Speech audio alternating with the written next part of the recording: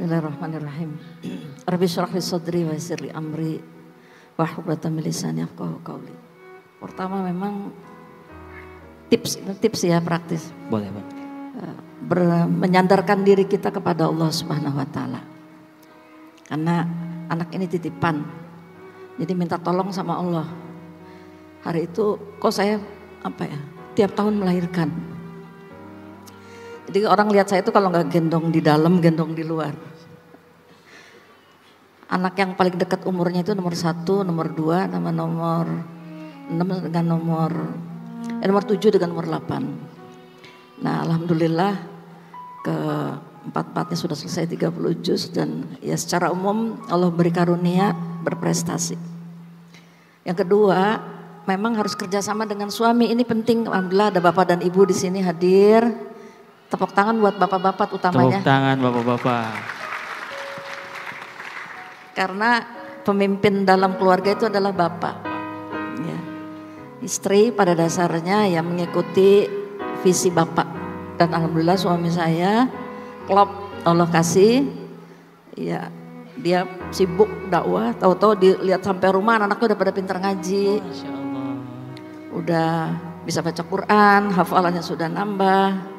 Begitu lihat saya hamil terus, jadi dia ambil anak yang paling gede untuk setoran hafalan sama bapak. Nah, saya sementara pegang adik-adiknya. Yang ketiga, memang ini tips juga ya saya kira penting Bapak Ibu, membuat peta kayak kurikulum lah gitu. Ada target-target, misalnya anak kita umur 6 tahun harus sudah selesai membaca Al-Quran dengan bacaan dan tajwid yang benar. Jadi dulu cita-cita saya sebenarnya bukan menjadikan anak-anak hafiz, tapi kepingin anak-anak jadi anak yang soleh. Insya Allah. Nah, soleh itu mencakup semuanya. Nah, Allah kasih ya kemudahan untuk menghafal Al-Quran. Ini juga sesuai insya Allah dengan perintah Allah dalam Al-Quran. Rabbi habli minas solihin. Juga hadis Rasulullah SAW, waladun solihun yad'ulahu. Jadi yang diminta oleh Allah kepada kita bagaimana mendidik anak-anak menjadi anak yang soleh. Nah itu, jadi saya suka nangis juga nih, sebenarnya nangis sama dengan anak-anak. Boleh Bu, gak apa-apa. Kalau nangis saya itu kalau anak-anak udah di atas 7 tahun, saya takut mereka gak bisa baca Quran. Masya Allah. Jadi saya sampai yang ini keempat ya, janji saya kepada Allah. Pokoknya gimana, jangan sampai anak-anak bisa baca Quran di tangan orang lain. Anak-anak 11-11-nya alhamdulillah saya sendiri. Jadi saya punya cita-cita dengan izin Allah ya, baca, tulis, hitung dan baca Quran di tangan ibunya sendiri. Ini saya buat dari anak pertama sampai anak nomor 11 sebelum meninggal juga sudah banyak hafalan surat-surat pendeknya di juz 30. Umur 4 tahun Allah panggil. 4 tahun ya. Nah, itu jadi dibuat kurikulumnya Mas. Sampai di kurikulum ya Bang? Ya dibuat, saya bikin sendiri. Tantangannya ada sih. Nah ini gak sendirian ya sama suami, sama keluarga besar.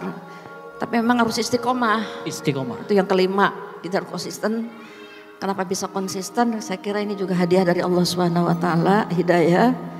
Dan tiba-tiba ada perasaan takut kalau saya tiba-tiba Allah panggil anak-anak saya belum bisa baca Quran. Karena Al-Quran itu penting sekali dalam kehidupan kita. Ya alhamdulillah kemudian Allah buka pintu-pintu lainnya.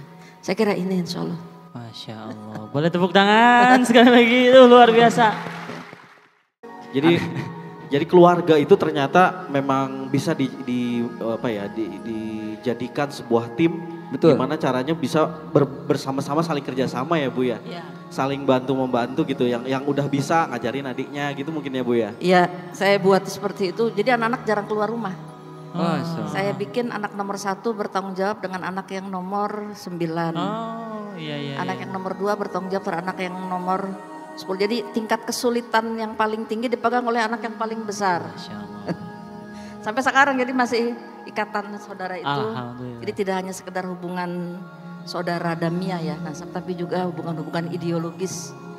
Nah, ini saya bilang ini kelak akan menjadi saksi nanti di hadapan Allah bahwa tugas ibu dan bapak sudah ibu tunaikan.